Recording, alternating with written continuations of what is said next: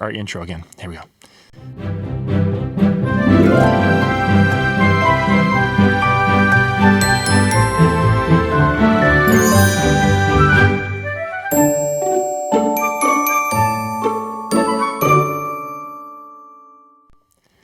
And now it's time for Wedding Chat with Jeremy Brech and Dave Ternier.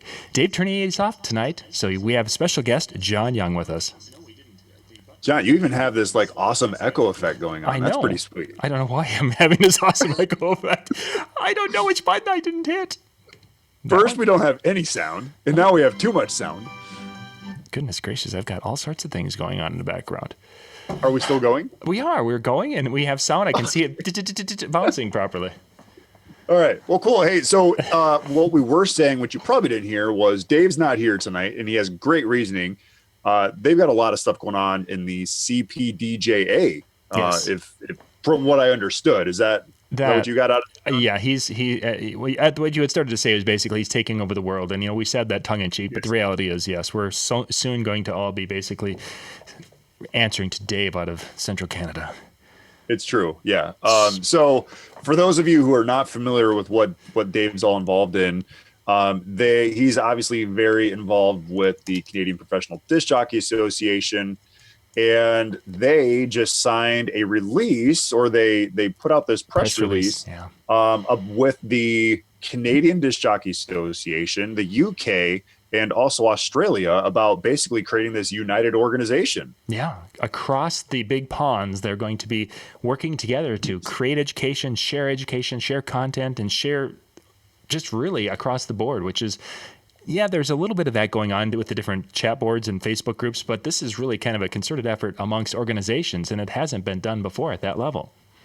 Yeah, which is, I think is super cool. So the one thing I'm trying to figure out is, when are they going to have their meetings? Because you have like 24-hour different time zones there. One's on a Tuesday, the other one's on a Friday. I mean, their time zones are just, and they all speak a completely different language. You've got speaking the UK English, and then you've got Australian, and you've got Canadian. Oh my goodness gracious! The translating the expense. I would love to be a fly on the wall. Actually, that would be a fun group, because there's a lot of our friends are part of those different groups, and very talented, genuine, wonderful people, and to get them together. You look at Serge. You look at I know Glenn Mackay is pretty involved with all the DJ Alliance stuff down in Australia as well. Dave, obviously, in Canada, and there's a lot of great people up in Canada. When we go to conferences, and we've talked about this before, we go to conferences not just to learn on what's going on the stage or see what the new toys are. You go to conferences to meet great people. Yeah. And if you look, this is what this is. This is great people who have met, not always just online, but they've met at conferences, and they communicate and they talk, and it sparks things like this. Yeah. And I think that is the coolest thing. And I know that I think we talked last week, Dave and I were talking, what are some of the topics that we want to go over? And to me, associations, I think, is such a really important thing.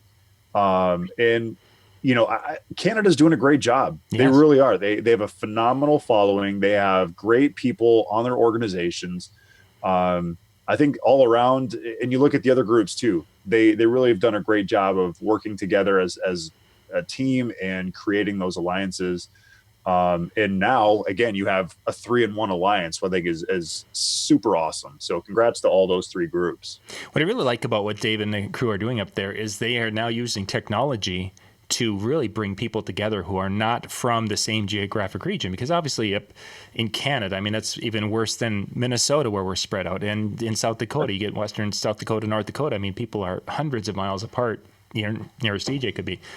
They're using technology, and they're getting 20 to 25 people at some of these meetings, and it's just a fabulous time. It's not the same as us being face-to-face, but gosh, it's the next best thing, we'll call it.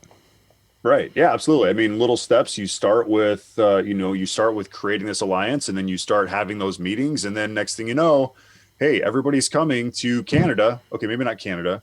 Everyone's going to Australia to enjoy a conference together where they can actually see each other live, and they can, communicate. And I really do. I think they've done all three organizations have done a phenomenal job. Australia, they're like, well, our conference is doing really well. We're at these numbers, and it's like, gosh, it really doesn't seem like that great.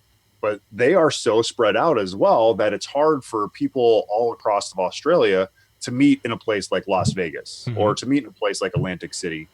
So when they put their conferences together, they're bringing in people like Bill Herman, Mitch Taylor, I believe, is supposed to be on the docket here in the next couple of years or next year or something. I mean, they've done a great job of bringing in great talent and really inspiring people to get in associations or join organizations, or at least get together at these conferences and get some takeaways, make your businesses better. So that way we can all move that bar up. And I think that's, again, they've done a great job down there. See, and you're getting into one of the topics I wanted to talk about tonight. Is I was having a conversation. I've had a few conversations this week. For some reason, it's been one of those weeks I've been on the phone a lot. And we were talking today about conventions like DJ Expo and even Mobile Beat, the show, that really the educational side to a point I don't think matters. And the person I was talking to was sharing the same idea that having an educational track is nice and being able to learn something is nice, but people would probably still come to the show if there was a fairly no-name lineup, because Jeffrey Gitomer, I don't think, put butts in seats at Mobile Beat. When Brian Dodge was speaking at DJ Expo, I don't think he put any extra butts in the seats, even though they're very quality presenters and speakers. That the idea of going to a DJ convention, like you and I would go just because our friends are there. It really, to a point, wouldn't matter who is speaking. It could be, it could be 20 sessions of people we've never heard. Wouldn't matter because our friends are going. We're going to go, and we would still manage to learn something from those. I don't want to say in a negative way, but those unknown speakers, plus the time that we have to associate with our friends and such. We would learn something because we are always sharing tips or ideas or something comes from those conversations. Well, then if that's the case, I'm not going to put so much more effort into my speaking engagements when I go to these conferences because to a point now, as turning it around a little bit, as a show promoter, as someone who's put shows together, this is a struggle because, and I know, looking at Ryan, what he's doing this year is that he hasn't announced the full lineup like he has in the past.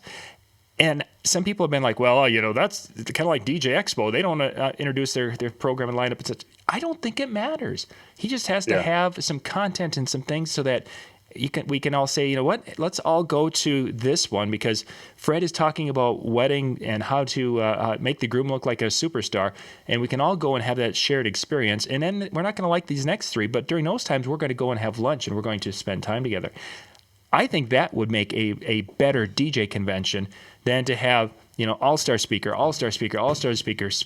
That was what to a point we experienced at Wedding MBA. It was going from session to session to session. And by the time it was done, it's like, I missed really talking to, friends and networking. There wasn't as much networking as I was hoping with Wedding MBA. And that's a great point, John, because, and there really is, I've seen a lot of the presenters and, I've seen Alan Berg a lot, and he's always kind of inspirational when it comes to what's wrong with my website. But there was a lot of great presenters. I couldn't hit every single presenter up, and that's because you do want to spend time outside of just being at the conference, and being around people that you want to talk to. Right. And I got to tell you, probably my biggest takeaway was talking with KC. In between, actually, it was right before David Tater came. We were getting things ready for the stage, and I was just walking through the expo hall, and him and Drax were just kind of sitting there talking, and we started just striking up conversation. And some of the things that our conversation led to was like, gosh, I never thought of doing something like that, or I never did that approach. And it was just a little bit of a conversation is all it took.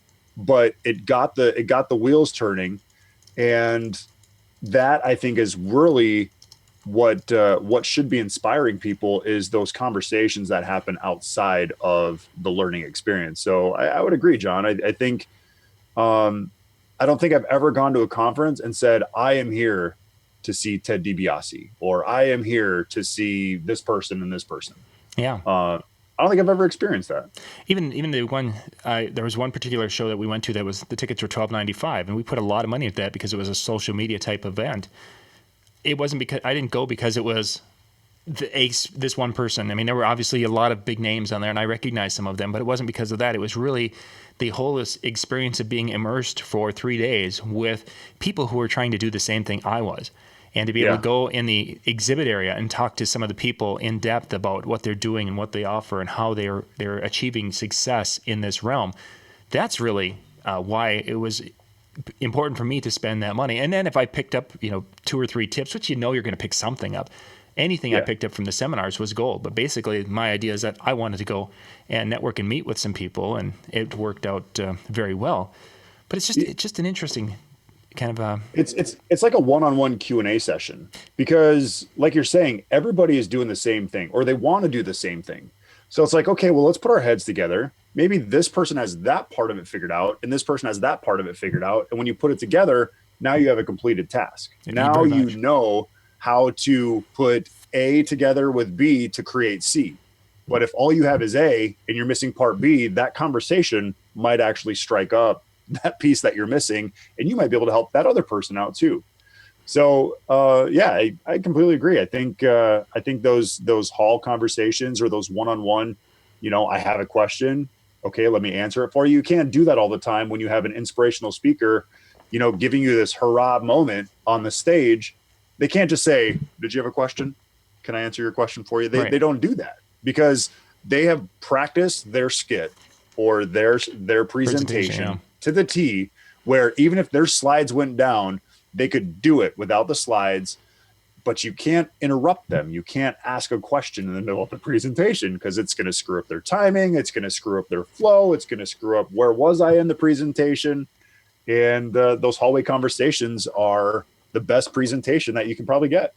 And when we're talking hallway conversations, the best hallway conversation I had is generally the ones where we have gotten together, say up in a suite at Mobile Beat specifically, that Bill Herman had the suite, or we had a Disc Jockey News suite, and everyone's basically kicked back and having a beverage, and that's when you're talking and you're sharing ideas and asking questions, and generally the conversations don't start that way. You start talking about something else in life, family, this, that, and the other thing, and all of a sudden something pops out, and then you build on that, and it goes around and around. Or since we know more of each other now on social media, you ask questions about, say, hey, how did that go? I remember last summer you were having some issues, some health issues. Those are the times where I probably have taken away not only some educational things, but the inspiration, because it's really difficult to go and talk to someone like a Dave Ternier and not come away kind of motivated to get into the weddings and really dig into it, because he is just such an energetic and positive person when it comes to talking weddings, and passion for what he does. That's really the value, I think, of going to these shows, and that's the part that, again, the seminars are fine, and you're going to get some things, but the real magic is what happens basically from 5 until midnight, we'll call it. Yeah. And let me just tell you, if you are with Bill Herman, don't open up a tab and pay for his drinks, because you won't be able to afford to pay your tab at the end of the night. Yeah, there is that. And it's not because Bill drinks a lot. Don't get me, that's not what we're saying. Bill likes scotch. He does like scotch. And he likes a good scotch. Now, I'm a $3-4 bottle of beer guy, most of the time. I'm good with that. For some reason, scotch isn't $3 or $4 a bottle. Or I'm used to paying Long Island prices in South Dakota, where it's like $4 for a huge Long Island, and then you go to Vegas and it's like, that'll be $27, please. like, oh my gosh, I'll take water. Where's the rest of the bottles? I mean, if that much, I should be having the full bottles, all 7 or so. Yeah. So people are probably wondering, what is this replacements thing about? Yeah, you've got that, and we'll talk about that. And I had another thing I wanted to share. I actually brought something to the table tonight. Ah. All right, cool. Well, let's talk about your section then. Let's go for it. So I was in a paper, an actual newspaper. Yes, I actually do get them. Other papers besides the Disc Jockey News. There was a story about Amazon, and of course, I really enjoy kind of researching and studying these successful online businesses, because that's obviously the future, and that's obviously where people are going in how they're doing. But it was talking about Amazon, and the part that I wanted to talk about is Jeff Bezos, who is the chief executive of Amazon, he was doing the lighting is really bad in here. I'm sorry. This is me being old. Gosh, I didn't even set my light up. How do I look? You look a little white and pasty and blue, but Man. Sorry, everyone. Sorry. No, you're not as white and pasty and blue. But he was talking to I believe he was addressing the shareholders in a letter to the shareholders with Amazon. And he was talking about building an organizational culture built around a few principles. I'm talking about customer obsession rather than competitor obsession. Basically, that he wants to have Amazon, or he's building Amazon around the vision of being obsessed, customer obsessive, meaning that they're going to be super obsessive in everything customer related over being competitor obsessive, basically spending way too much time looking at competitors. What are they doing? How can we do? And I'm thinking to myself, oh my God, if that isn't $1 million little thing for us as DJs to be customer obsessive, you guys should write this down, being customer obsessive over being competitor obsessive. Because that's a great topic. And I would love to hear what your thoughts are and such. But man, I've got a lot to say about that. Yeah. So I'd be interested to hear what your thoughts are. Yeah, I was just, as I've been working, because I've debated what to do with this, because this is such a great little thing. It's like, okay, now, do I do a video on this? Do I put it on a show? And I thought, wedding chat would be a great time of it, because as DJs, we become so obsessed with looking at what the other guys are doing in our market. We're always busy doing this and doing that. Oh, they've added some new lights. Well, we better add some new. Oh, they added a photo booth. Well, I better add a photo booth. Yeah. Oh, a chocolate fountain. Wow, those look awesome and new. I better get me a couple of chocolate fountains. We're so obsessed with what the competition's doing. And just to change that mentality and to really be, as Amazon is, they're, to hell with the competitors. We're going to go and we're going to push forward and we're going to do what we're going to do, because what we're going to do and what we're going to create is basically that customer-centric vision that's going to make things easier for the customer. I mean, today they're talking on the news of they're going to be offering in Minneapolis the ability for Amazon to have the special lock on your door and the camera where when the driver pulls up and knocks, they can hit a button on their phone and the door will unlock. They put it inside, they hit another button, the door locks, and they walk away. Customer first is really what Amazon, they're customer obsessed. They're obsessed on how to make the experience better for the customer. As a DJ, we need to figure ways to make it that everything we do is putting that customer first and making it so it's easy for the customer to have this experience that we can bring to them. May not be the same experience that other people can do, but we have to figure ways to convey the experience that we can bring to them and make it so simple and so wrapped around them that it just becomes something that, as we were talking before we went on camera, Jeremy's got an event where he doesn't have competition with that particular event. They're coming to him because he is so obsessed on the customer and making sure the customer has an experience like no other. The customer isn't even thinking of any other person to do that particular job. That's John, I told you that in privacy. Oh, I'm just kidding. I didn't use any names. I was good. I didn't say anything. But no, I appreciate the fact that you do bring that up. I thank you. And it's a perfect example. I mean, it really is, because with everything you put into that, and you'll talk about the events and such later on a different show, of course. But that's a great example of you being customer obsessive. You are basically really focusing on their needs and their wants and making it and fulfilling that. And that's what we as DJs sometimes get away from. We become too much looking at the competitors, and that is just not a way to success. That's a way to basically mediocrity and continuing mediocrity, as opposed to being a trendsetter, as a person who's out there creating and doing and being the one that people follow, that leader in the industry. That's what you want to be if you want to be successful. Yeah. I should probably have patented that process 3 years ago when I started doing that. Amazon would have to pay me for that, but that's okay. We'll get to that later. That's actually one thing that 3 years ago we really started taking that attempt of, I'm not going to worry about what they're doing. You know how they always say, well, keep your friends close, keep your enemies closer. Yep. I couldn't tell you what my competition is doing. Yeah. I couldn't tell you what lights they have. I couldn't tell you what new features they have. I couldn't tell you a single thing. I don't even know the last time I went on my competitors' websites. I don't even know the last time I went on their Facebook pages. I have basically said, here is my vision, and I'm looking at where I want to go and not where everyone else is going. Because if I'm going the same direction as they are, I'm not differentiating myself. Not a bit. Yep. Also, if I'm putting my energy trying to watch my competition, I'm losing my focus. Because again, I'm seeing what they're doing. It's like, oh gosh, yeah, I should really get that. Or, oh, we should really start doing that. Instead of saying, this is where we're going to go. A year from now, we're going to hit this goal. Okay. If I have to take U-turns because I'm worried about everybody else or everything else that's going on in my market, then I'm not getting to my goal fast enough because I'm worrying about everything else. Yes. So, like I said, 3 years ago, we started doing that. We started basically throwing out our competition, and worrying about what they were doing and really focusing on who we are, what we're doing, and what direction we're going. And it's all about goal setting. I think goal setting will help people create that. It will help them understand that I don't need to be them. I need to be me. How do I become me? How do I focus on myself? How do I focus on my business? And like you're saying, Amazon is saying, well, we're not focusing on our competition. We're focusing on our customers.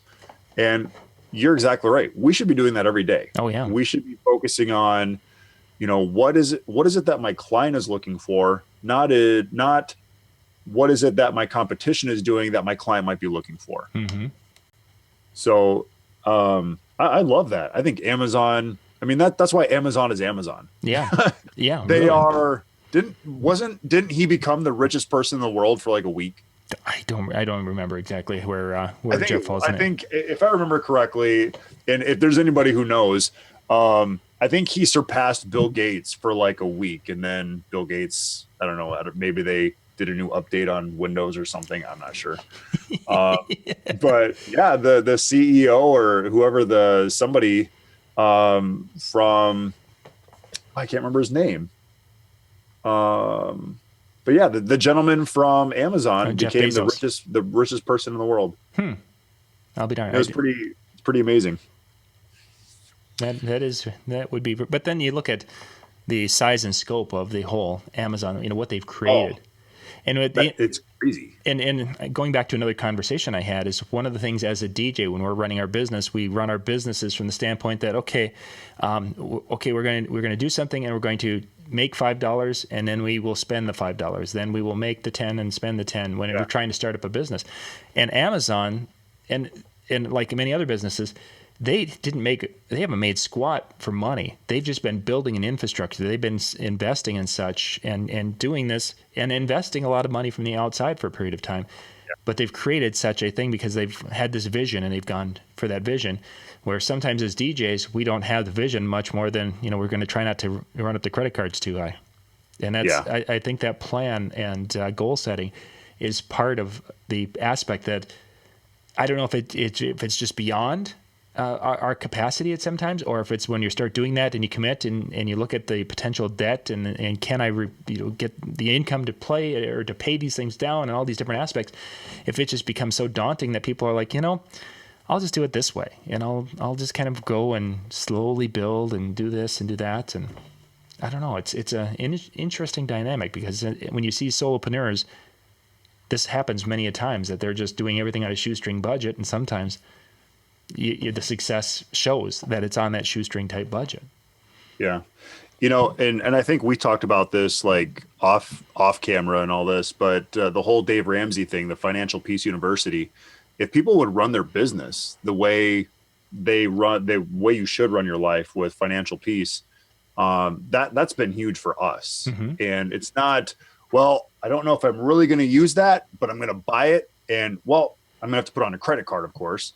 And then you start building up credit card and credit card and credit card and credit card. And then you get yourself in such a bind that you're basically getting income to pay your credit cards and to pay your debt, as opposed to putting it away and creating gains for yourself, creating a savings account where it's like, okay, yeah, now I can buy the new van that I need or the new truck that we need for our company. And like I said, I mean, we can talk financial peace all you want. I'm all about that, and it's an amazing process. I wish everybody would go through that. If you're married, if you're not married, if you run a business, if you don't run a business, I think it's a huge game changer in people's lives.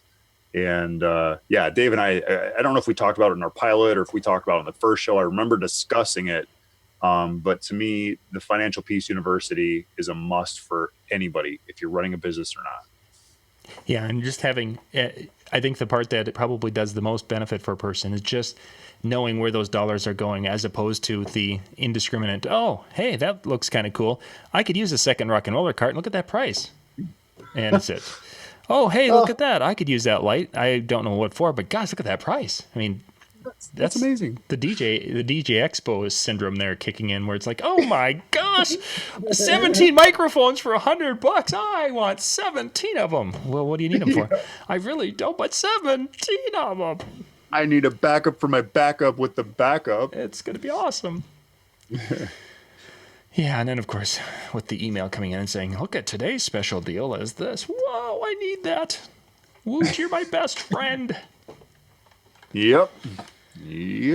So that was my little thing. So being I think that's obsessive. Like I said, Amazon is a great they are a great business to follow. They are a great role model, I think, for any entrepreneur / any business. So I have to know, John, do you have an Alexa? No, I do not. I invested 2 years ago. We started with the Sonos system in the house. So that's Sonos is. Yeah, we absolutely love it because we can do the speakers. We have one in the garage, we have one in the middle room, and then we have one.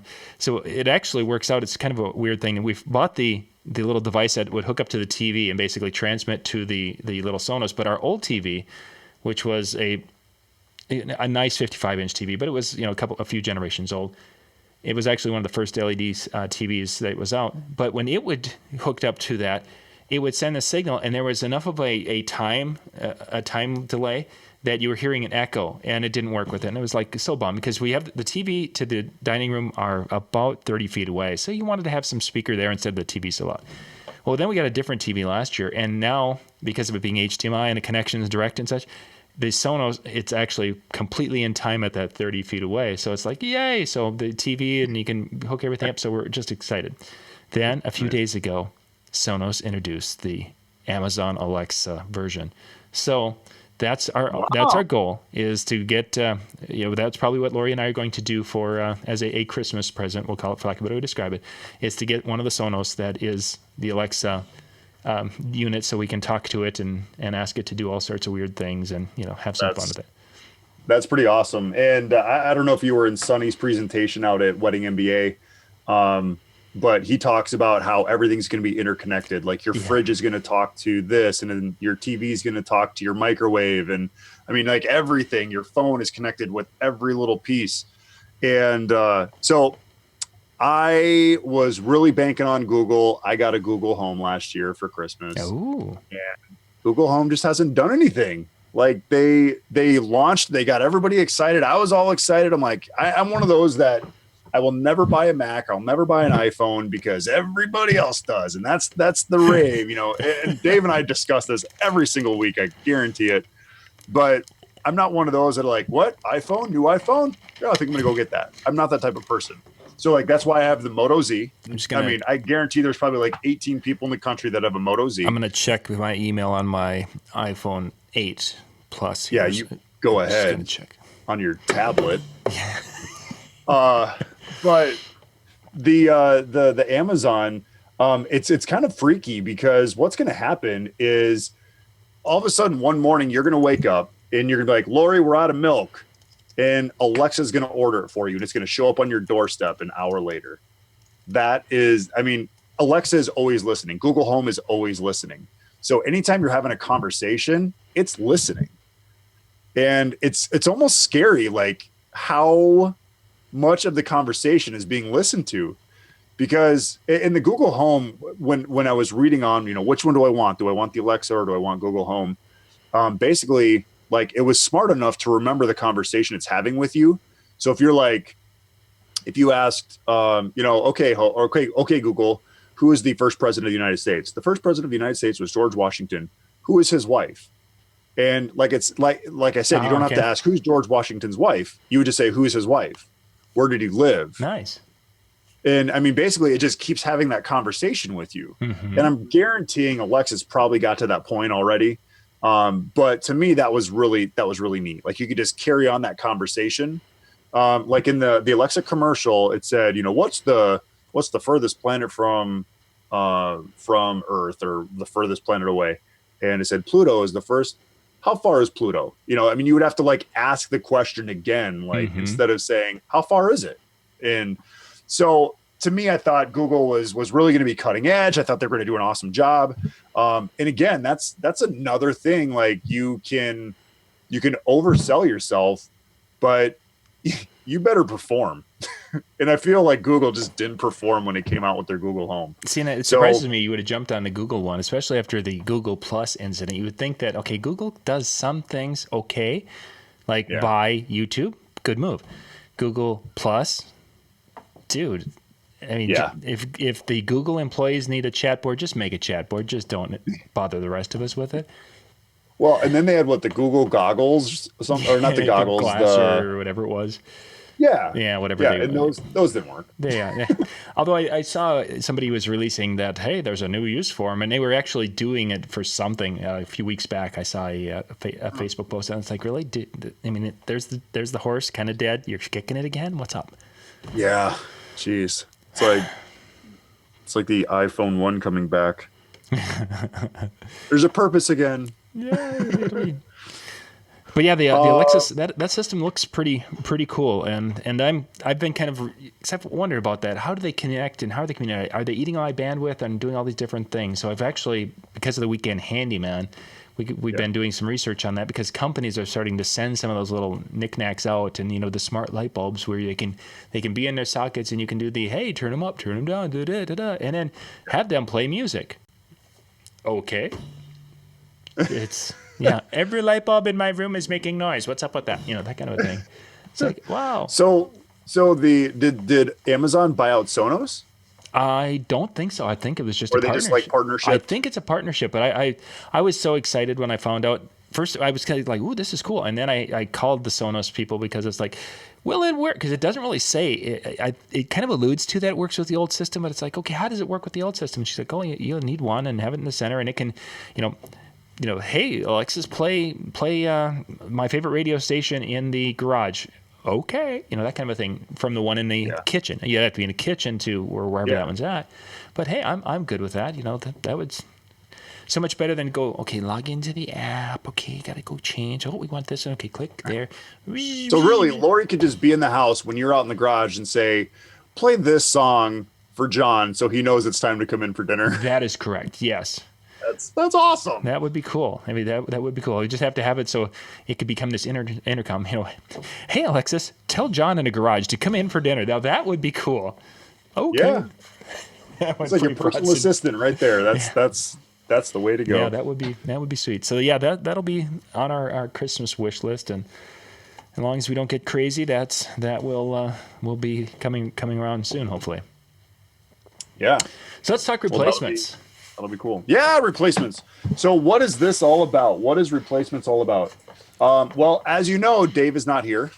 And so we have John filling in as his replacement. But what do you do as a DJ if you are a single op or a multi-op when you can't make the event, when you can't show up? And again, nothing against Dave. We understand why he's not here. Yeah. But what do you do when you can't be there?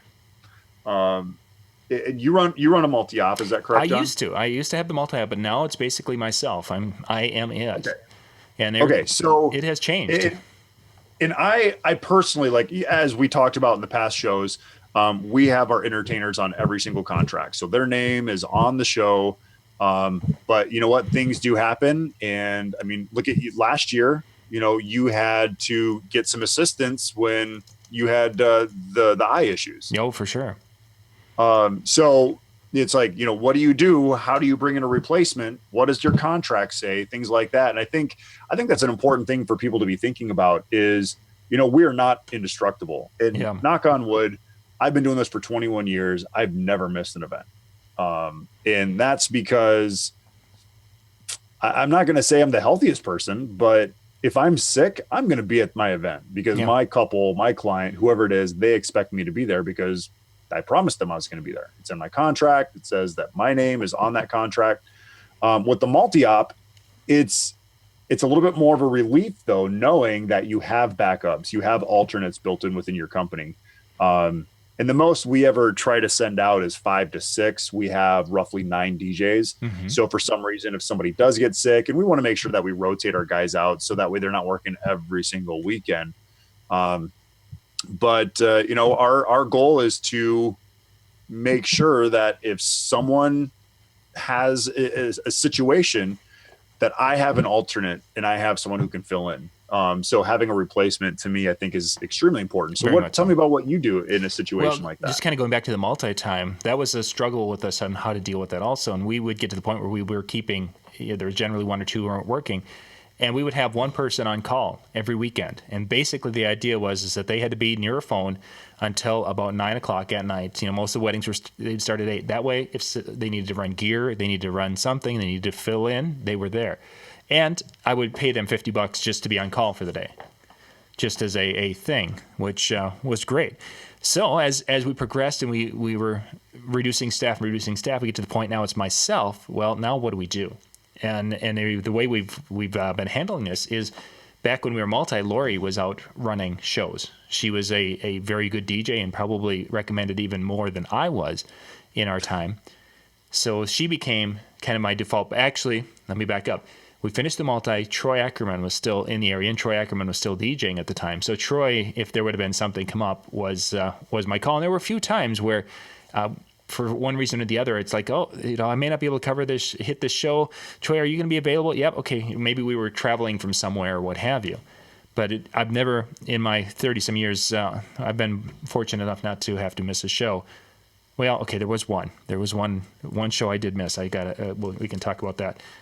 But it's that trying to find someone, and then try to find someone who's even at a level similar is very, very difficult. I'm not saying that I'm a great DJ, but I have some nuances of things I do. And as people who have hired me, they're looking for some of those nuances.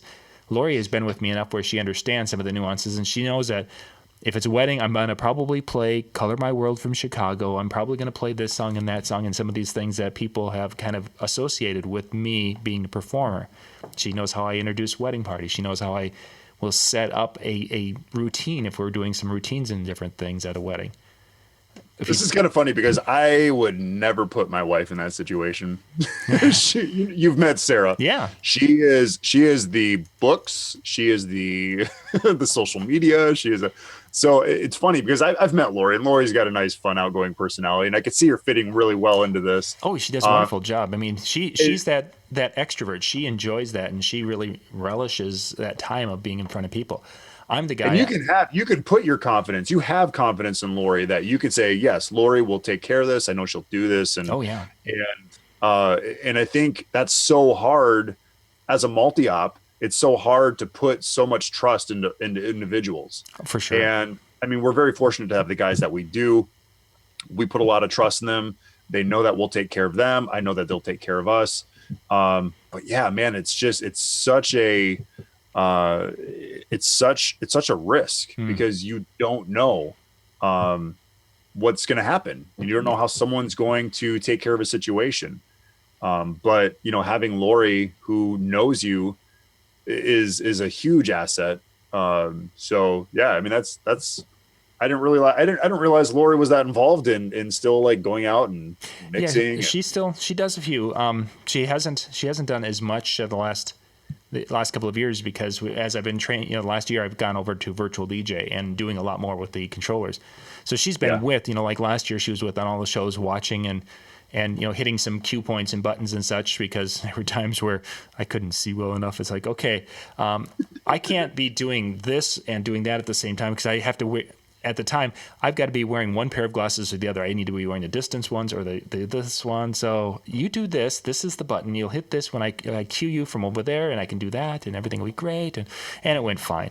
But now, as she's been hearing she could see what I was doing last year with virtual and the controller and such. And now she's hearing what I'm doing with it this year. She's like, I think I might want to learn how to do some of that. That sounds like fun. Yeah, that's cool. It is. It's like, I could just see you.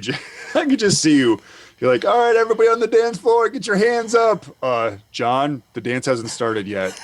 that's there was one of the shows that it was just for some reason, I don't remember if it was like a few days after one of the surgeries, whatever, but it was horrible. I couldn't, I was telling Lori, it's like, okay, I can tell that there's people by the head table, but I can't tell you if it's a man or woman. If I remember correctly, we were doing a video chat and I'm going to reenact this. It was like this. It was like this. All right, John, we're having this conversation and you're up here like this trying to look at the screen. Yes. Because you couldn't see anything. And that was quite a situation. I think it might have been my monocle when I had the monocle there for a while. I didn't know where that went to. I think I put it in the house because it was actually pretty awesome. Oh, it was. You should put that on a plaque. The thing is though, it's one of those. If you have a sliver and it's such a high-powered monocle, it's like, oh my gosh, my thumb is huge. I can get that sliver out. Click. Speaking of slivers, I actually have one in my hand. Well, I'll bring the monocle and we'll. Yeah, I would love that, and I can barely see it, so that would work. That would work great. Oh, so you're getting older. The eyes aren't what they used to be. Jeez. So the question becomes, Jeremy, is now when you're doing it as a multi, and if the situation comes out. Now, when I was doing the multi, people were paying generally, and I don't want to sound in a negative way anyway, but in any way, shape, or form. But for my show, I was charging a premium rate. If they wanted me, they were going to be paying top dollar for my show. I was bringing more, doing more, what have you. I was the talent, and I should be more experienced. Now, if something would happen to you, and thankfully it never happened to me, so didn't have to come up with this at that time, but how would you handle it? So you've got your, say, second best person. They're going to come and do the show, but it's not you, and they paid a premium rate to have you. Now, how are you going to deal with this when it comes to after the customer time frame? Yeah. So again, I've been very fortunate. Again, knock on wood. I'm very superstitious about that. Like, I never get in a car accident. I never have a good chip in my windshield. I get more chips in my windshield now than ever before. But like I said, I will do whatever it takes to make sure that I'm at that event. There's times I've been at an event, I've been extremely ill, very, very sick. But I still perform. I actually had sinus surgery, and this couple booked me. They're like, well, we really want to have you do our wedding. And I said, I have sinus surgery on that Tuesday before, and I would hate to not be able to perform at the level of what I do. And they were like, oh no, we really want you to, we understand, and it was a 3.5 or 4 hour drive to like Iowa City. Ooh. Like not even close to me. So I had to have one of my guys drive me down there. I slept the whole time. And, if you've ever had sinus surgery, you sit there and you're like, and you can't breathe. Yeah. So I do the performance, and I was just miserable. Like I had to take the stints out like on Thursday because the stints were just killing me. And every time the bass would hit, I would feel that pressure in my face. Oh, no. It was terrible. Oh, it was terrible. And I blame Evie for that because there was too much SPLs going on. And darn you and your bass. Like I said, I was in so much pain, and I knew that the client that I was going to perform as if there was absolutely nothing wrong with me. And nobody knew. The only people that knew were the bride and groom, because again, we had that conversation months and months before they even booked me, and I pulled it off. But I also have in our contracts that for some reason, if something would happen to me, then one of our entertainers would fill in whatever the difference. I would reimburse them. Okay. So all of our entertainers have a price structure. So this guy is this much, this guy is this much. So we would reimburse them to whatever the value of what the difference was. Sure. They would get that back. And the nice thing with our systems, like, do you use DJEP, DJ Event Planner? Mm-hmm. Oh my gosh. DJ Event Planner is it's a huge savior for single ops, multi ops, whoever. I mean, because it does your books, it does everything. Yes. But the nice thing is when you're communicating with your client, you're putting all that information in DJEP and you're saving it there. So any of your staff Can have access. records of any of those conversations and any of those add-ons or those the special dances or what that special dance is for, or what's going on during the ceremony. You can put all that information in there. So it's always it's always nice to be able to fall back onto that if somebody needs to take over one of the other guys' events. And again, we've had that situation. There's situations where actually this year we had a wedding booked for our lowest package. And what was the situation? Oh, we fired him. We let him go. He wasn't performing to the level of what we promise our clients, or what we felt was the level of what he should have been performing. And he just was like, well, this is who I am and this is how I perform. It's like, well, that's not what we're trying to teach you. And we need you to work this way. So we let him go, and I wasn't going to just throw somebody in there. So I actually took on the event. I mean, I basically took a couple $1,000 pay cut to run this event and do this event, because I promised the client that no matter what, I would have somebody there. And I was the person who had to be there to take care of the event. And it was a blast. They weren't like, oh gosh, we really feel like we should pay you more. I performed the way I performed if I was getting my full rate or if they were paying our cheapest package. And again, the whole thing, or the peace of mind, was the fact that we did not give up on them because we couldn't initially fulfill their agreement. So yeah, it goes both ways. We don't charge them any extra. If someone else, if they get upgraded, there's no extra charge. Someone within our company will make sure that they're taken care of. That was actually, as we were getting towards the end of our multi, and we had 4 DJs at the time. There were many weekends in which the 4 of them would be booked, and I was basically the one on call. And there were a couple of instances where something happened, and one of the DJs were like, "Oh gosh, I've got this, and I can't." It's like, whatever, I can go do it. I ended up filling in a couple of times for where there were weddings, and it's one particular time they'd actually met with the other DJ, and it was a younger, newer DJ, and they were like, "Oh, we thought it was going to be her," and it's like, "No, I'm sorry, it will be. But you're the owner, right?" "Yeah." "Are you any good, or do you just do paperwork?" "I just do paperwork. I'll try. I'll try to. Let me see what I can do." Yeah. Okay. I'm gonna. Hey, do we have any questions tonight, John? Is anybody even watching? There's we've got a crew watching here. Okay. I haven't even been checking out on Facebook. I know we're 5 minutes past, but if there are any questions, I would be happy to answer any questions. Or they're probably like, well, Dave's not here. It's just not the same. Just not the same. Yeah. I don't understand. We're probably losing our whole Canadian following because they are like, now I've got to translate all worshiping both. Dave right now. Well, they've got to translate both of our conversations compared to just translating Jeremy and they understand Dave. What did he say?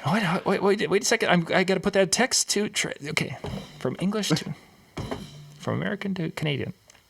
Hey. So the replacing thing is something I think DJs struggle with, and it was when we had Map DJ going and we had a network. That was one of the cool things early on with that is that we were meeting DJs and finding out who was full of crap and who was legit, and that helped tremendously. Today, actually, since we're talking replacement, we had a situation where I got a message from a DJ from Wisconsin, from Madison, Wisconsin. He's like, "Hey, John, do you know anybody in the Eau Claire area? Because the DJ that was going to go there had an accident, and the gal is without a DJ, and it starts today at 4:00. And it's like, okay, I started going through my list of who would be available because I know, like Reggie's in the Wisconsin area, but okay, Reggie's, I think he's working during the day. So it's who. It's like, okay, I think this person, and looking there next door and making a couple of calls through our networking now that we have.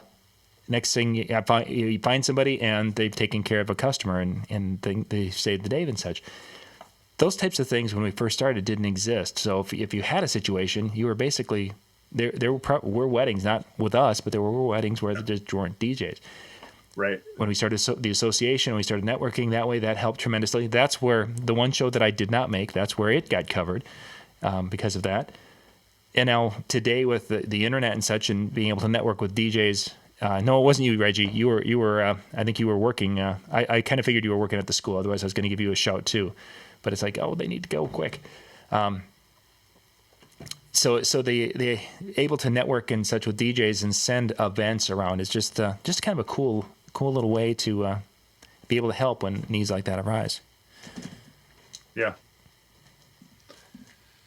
Oh yes. Again, we'll have the associations discussion sometime, and those networking and being able to rely on others. We'll have that conversation hopefully in the next couple weeks. So stay tuned. Yeah, Casey mentioned earlier, and I'm sorry I didn't see this. He was Casey, who's putting together the Marquee Show in Chicago next summer. Mentioned that he's betting that great education will put butts in the seats. There's a difference between a show in Las Vegas and Casey knows this, but for those of you watching, this is what I'm going to go there. There's a difference between a show in Las Vegas and DJ Expo in Atlantic City and a show in Minneapolis or Chicago. In Minneapolis and Chicago, as Jeremy can attest to, he's been to our shows, that we have to put a lot of educational content together. Not that there isn't the networking, but when people are coming here, they're coming here more to learn than to go play in Las Vegas or Atlantic City. So it's a different level. And I think when Casey mentions that's a education, he's going to be educationally heavy next summer. If we'd be doing something in Minneapolis, we'd be doing the same thing because people are coming here for the networking and they're coming here to learn and network as opposed to going to Vegas to play and see friends and have a good time and then learn and network. There's a different pecking order. I had great conversation with Casey, and I would definitely agree. And truthfully, his show is it probably could be the first show that I would say I would go to see the educators. I would go to see the people who are presenting. First of all, Trish or Jazz, she is the MC for the event. Just watching her perform to me is education. Mm-hmm. It is. It's the same thing. Okay, so for instance, you look at Jason Janai when he's performing at Mobile Beat. I guarantee there's people that are watching that and learning. The other thing, with Casey's event at the Marquee Show, he's got Michael Sarabelli, which is, if you've ever been to the special event show, like people pay extra to go see this guy. Yeah. Like you pay $1,200 for the show or $900 for the show. And then you pay more money on top of it just to go see his one session, but he packs the room. It was standing room only last year. And again, I mean, there's a lot of great presenters that he has coming in, and he told me some of them, and I don't know exactly how many I can say or who I can say, but man, talk about some heavy hitters. And you want to talk about, it's not so much, this is how you spin a record. This is how you build a business. This is how you work reviews, how you utilize reviews to your advantage. And again, hopefully I'm not giving away too much information. No, but that's, you look at Casey's background. Casey's background is really in that running a successful business, and he's really into the marketing and advertising. These are passion areas for him. Whereas when you have, he's the one who actually lined up. He's the one who lined up David Totera for that show. Yeah. And that room was crazy. Like, I guarantee every single person who bought a ticket for Wedding MBA was at that part of the show, because I mean, he had a great message. He was really good, communicating with people. He did a great job. David did a great job of basically just listening to people and, kind of telling his story. But the cool thing I loved about David Totera was he didn't say, let me tell you about my successes. He said, let me tell you about my failures. Sure. And I think that was more powerful than anything, because everybody can write all over social media about how awesome they are, but it's the things you learn. You don't learn from being awesome. You learn from failing. Yeah. And I think he did a great job of using that to really inspire a lot of people. So yeah, again, Casey, I think you did a great job lining him up for that show. And I truly feel that when it comes to the lineup for his Marquee Show, I think it is also going to be a great conference. Yeah, I definitely do too. I'm looking forward to that next summer. That it will. Well, Jeremy, we will need to skedaddle here. Oh, we're overtime. Yeah, we went almost our full hour here. So next week, Dave will be back, and you guys will be after the candy rush of Halloween. Da-da-da. Oh man, we're gonna talk Halloween next week. How does that sound? Yeah, that should be fun. Even though it'll be an after, I think you guys are gonna have a lot to talk about. We'll have a Halloween recap. Yeah, we have our huge event that we've been working on today, and then the next 2 days, 3 days almost. I've got a videographer, a photographer, and I know it's not weddings, but trust me, you guys are going to want to hear this. You're going to want to see this. It's going to be completely over the top, and I can't wait to share. Should be a lot of fun. So yes, thank you guys for being with us tonight. We'll be back, of course, next Monday night with our live shows. Tuesday night we're off, and then we'll be back again on Wednesday with Jeremy and Dave. Everyone, have yourself a great night. Good night, everybody. Yeah.